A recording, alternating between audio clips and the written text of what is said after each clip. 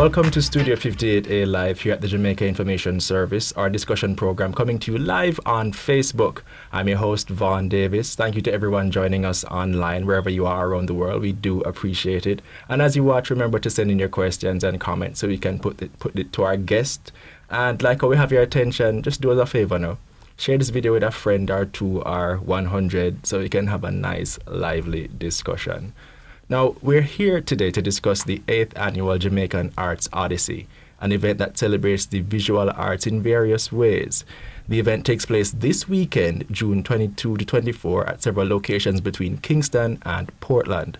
But I won't spend too much time talking about what this festival entails because that duty belongs to our guest, artist Nakazzi Hutchinson, widely regarded as one of the country's most talented young artists and sculptors.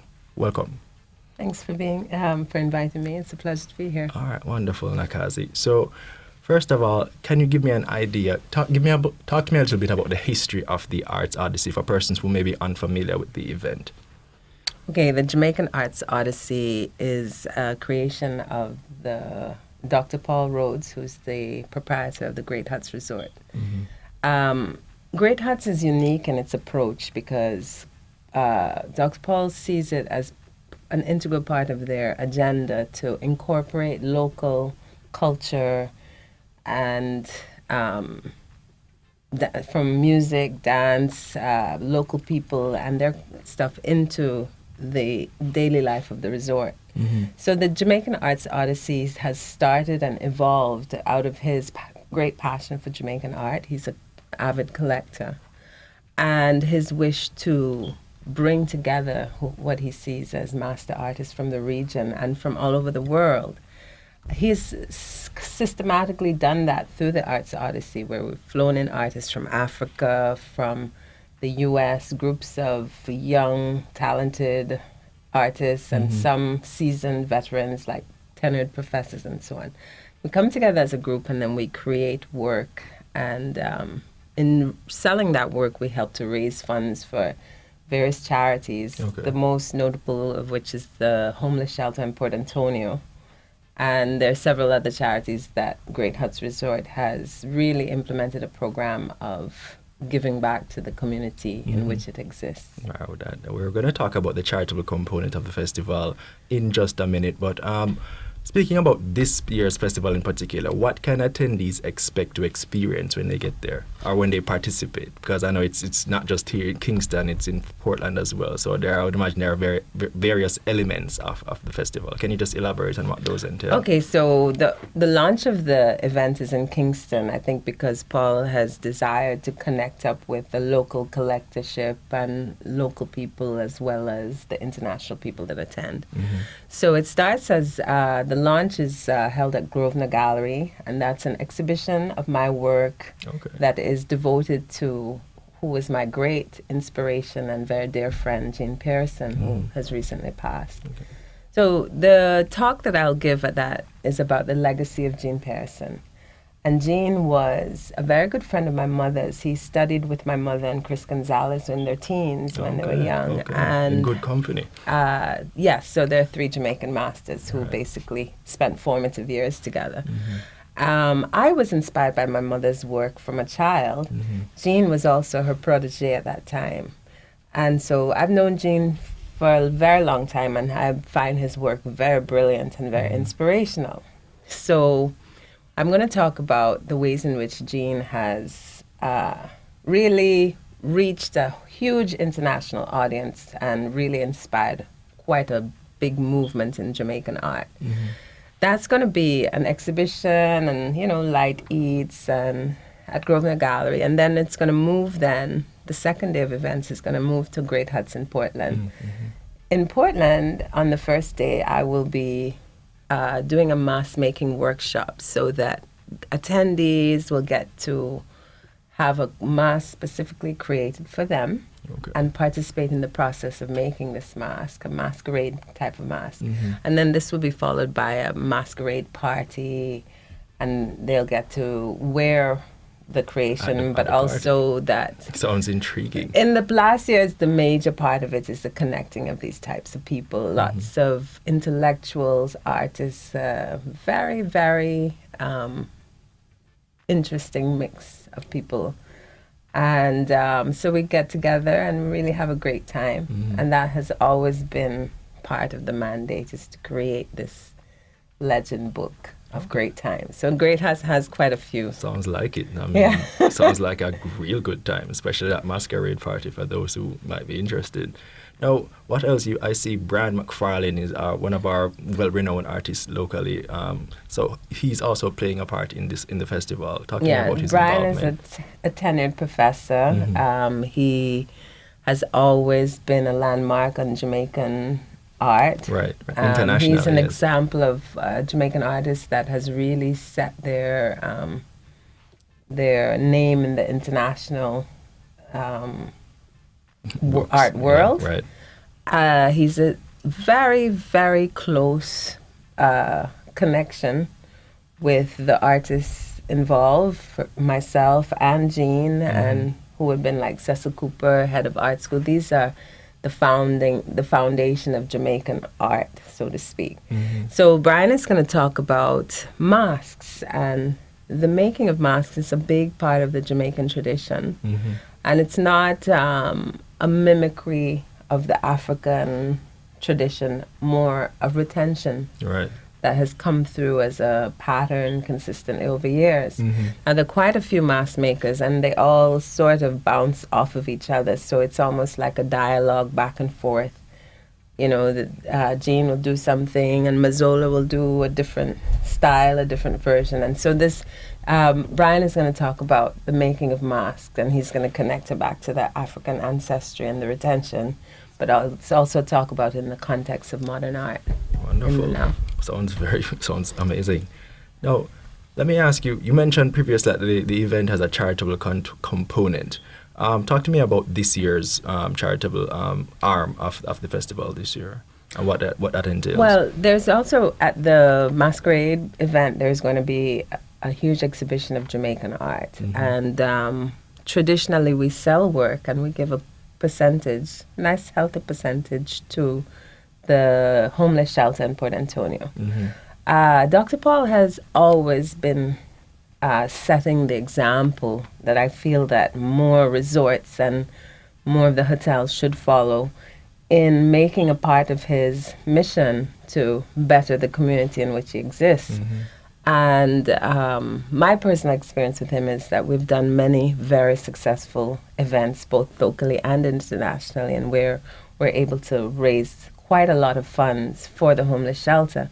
But I will say he himself has set the example by giving very generously towards the arts and towards artists and towards dancers and just the local community in general, to help to foster a community spirit.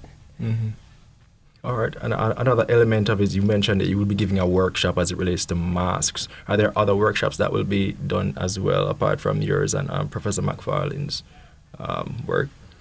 I think there will be stalls and other artists displaying their work, but I will be heading the main workshop. It's where people get to come.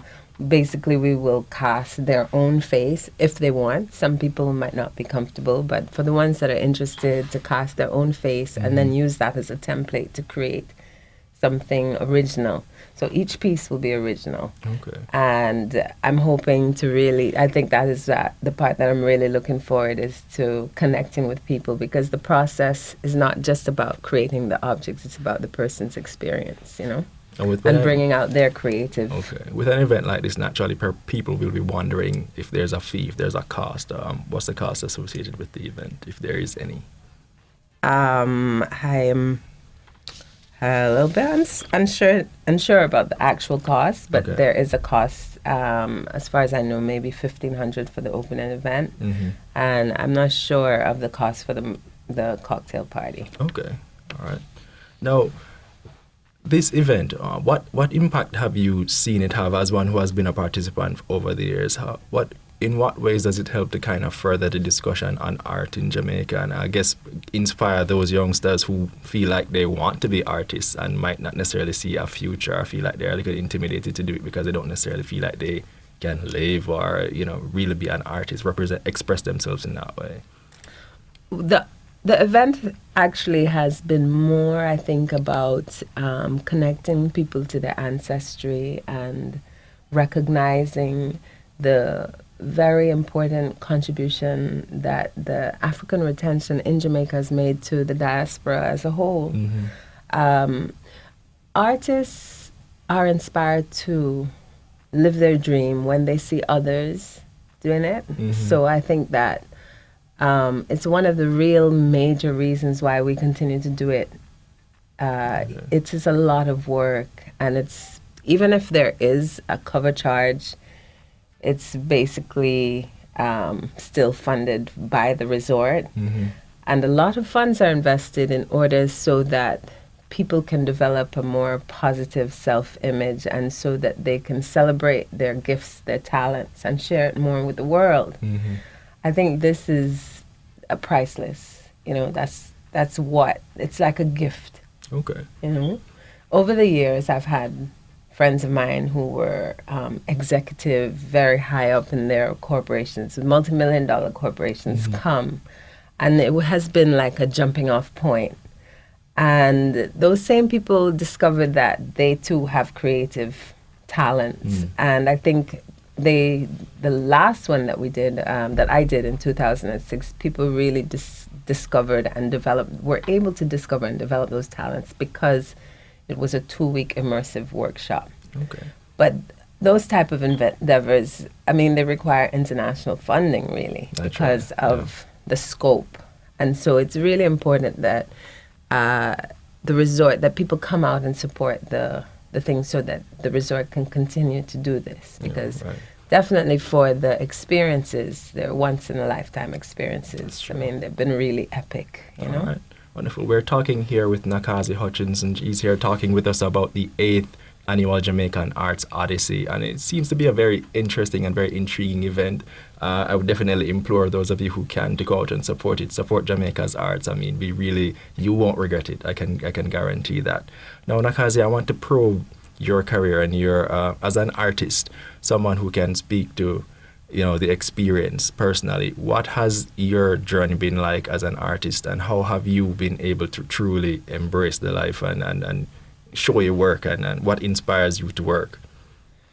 Well, I am not sure as to the source of it, although I consider it to be divine. Inspiration is God-given, you know. I know that it is not the easiest journey, and just even on my way here today, I was thinking, it's definitely the hard uphill journey. It's not the easiest way to make money, and so most people don't really choose to be artists. It is that they're born artists and they choose to follow through, right? Against all odds, quite often. But mine is definitely not the usual story because, for example, I've only ever been an artist, you know. Okay. Thank God. I've never had to have a job. Not that I haven't worked hard my whole life, but within these particularly chosen boundaries, you know, everything is a matter of choice. But in particular with art, I feel like it's a sort of martyrdom. You have to give it everything. Okay. You know? Martyrdom. That's an interesting choice of words.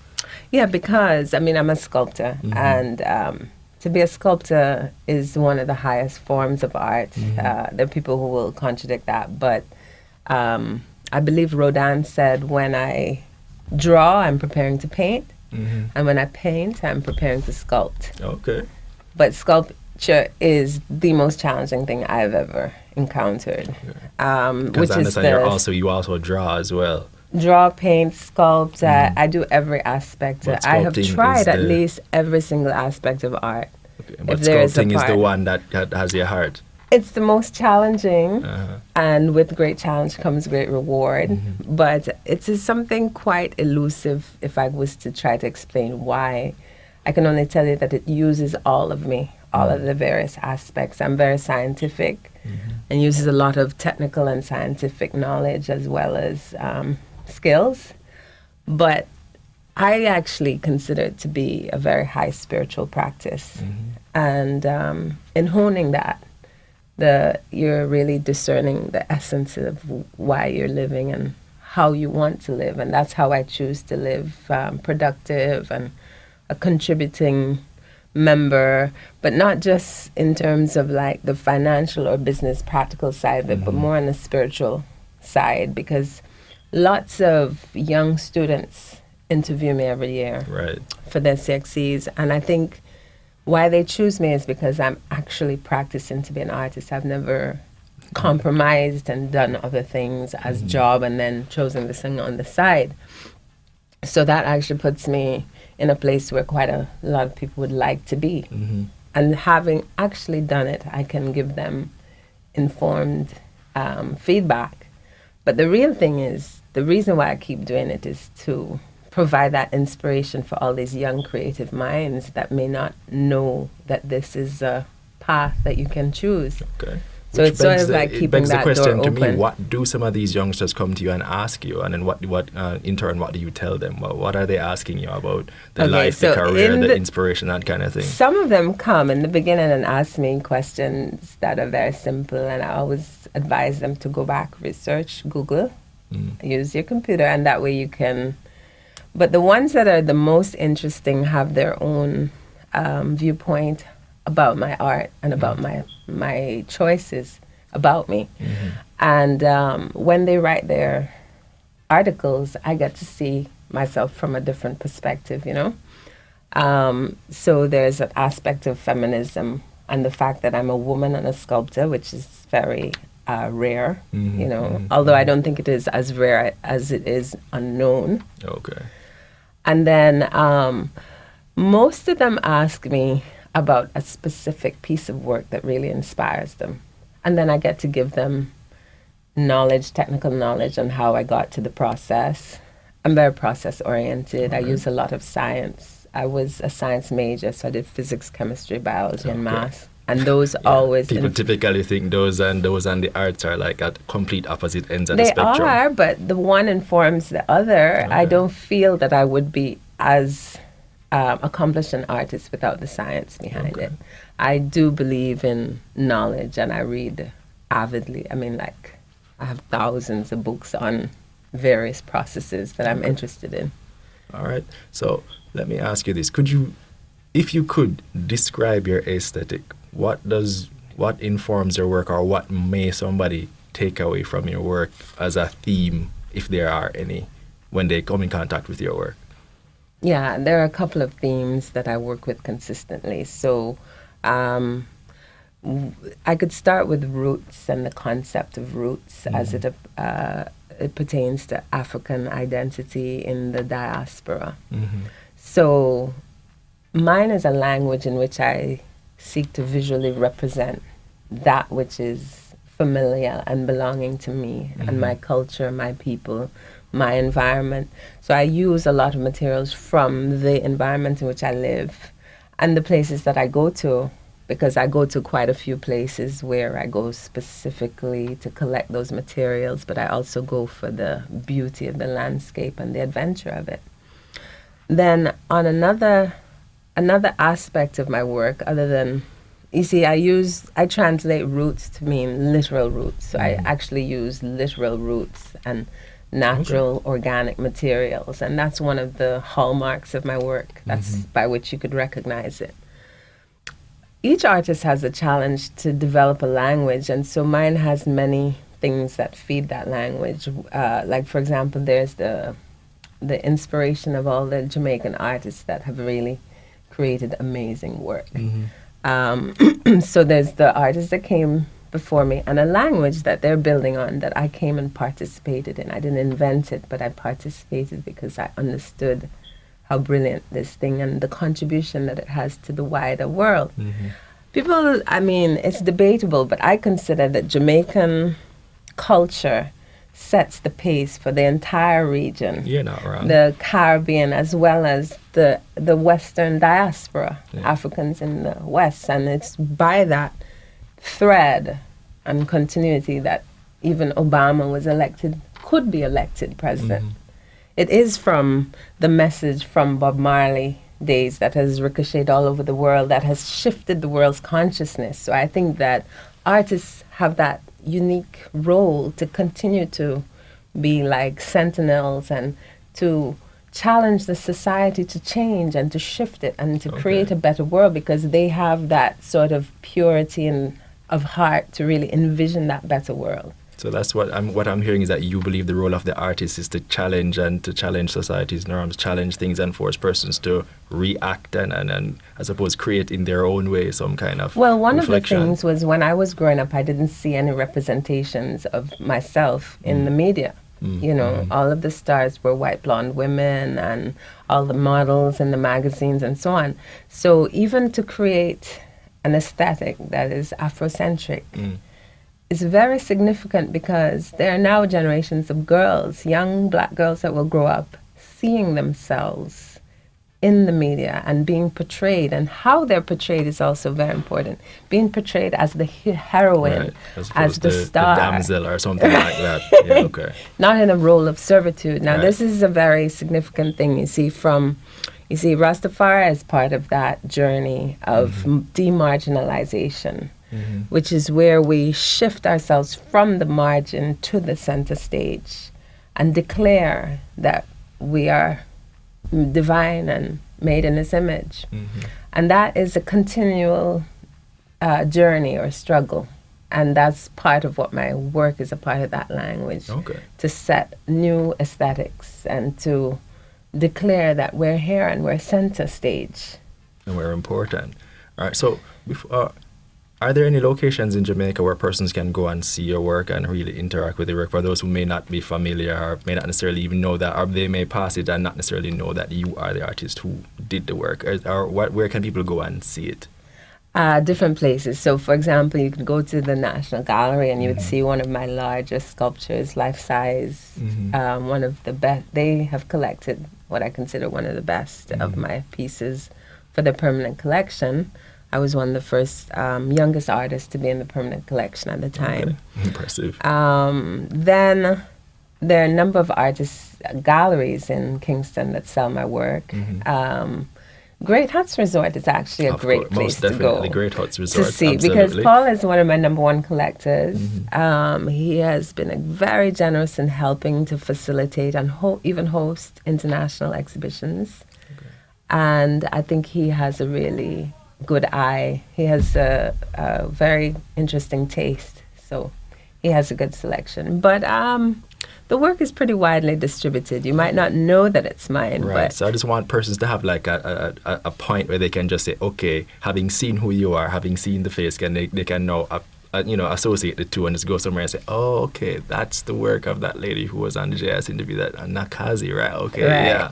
Well, from resorts like the Trial Estate, Round Hill, Chris Blackwell's properties, which my mom and I were instrumental in developing over the years. Okay, wonderful. And quite a few Jamaican homes.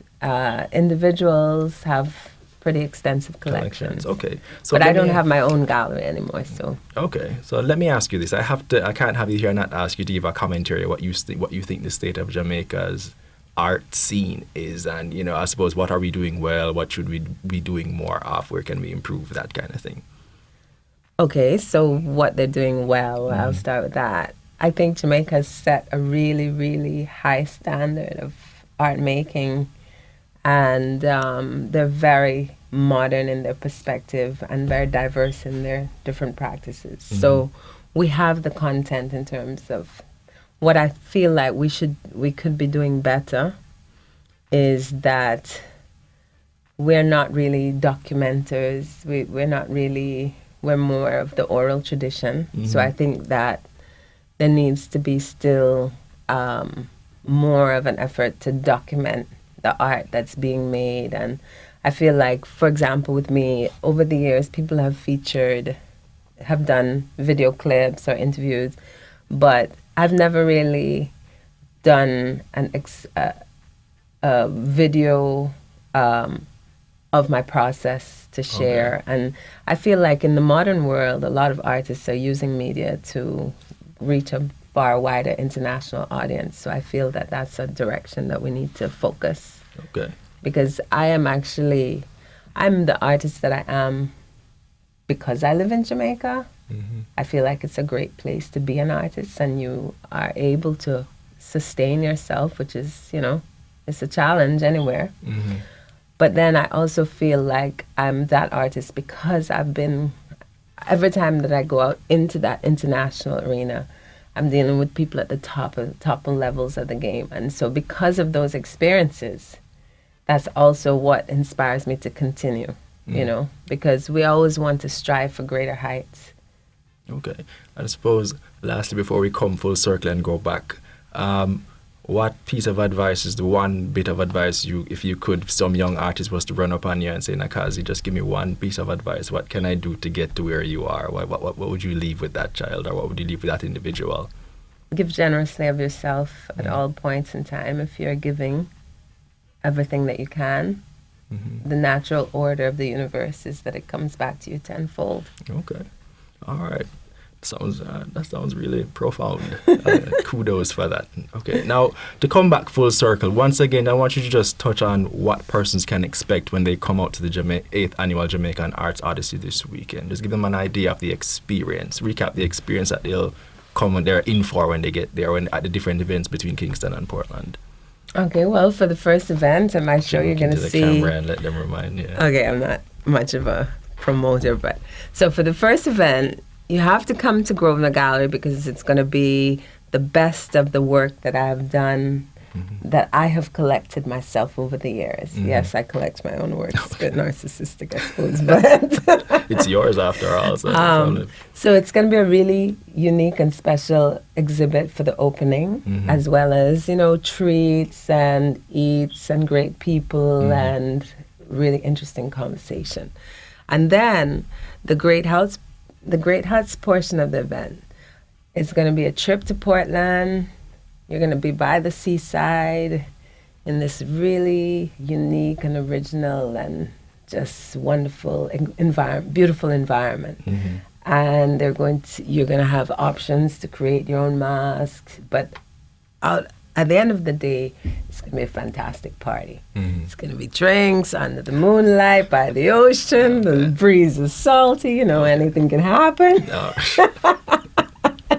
All right. Yeah, that sounds about right. All right. Let me ask quickly before we move into the wrap. Who are some of the other artists that persons might encounter, the works of other artists that they might encounter when they get there, if you can tell us? Okay, I can think of offhand. There's the work of Sylvester. He's a potter that is just outside of Montego Bay, on the coast. He has a little gallery studio right on the roadside. Paul has a huge collection of Sylvester's work. And then you're going to meet Professor Brian McFarland, one of our best greats. Yes.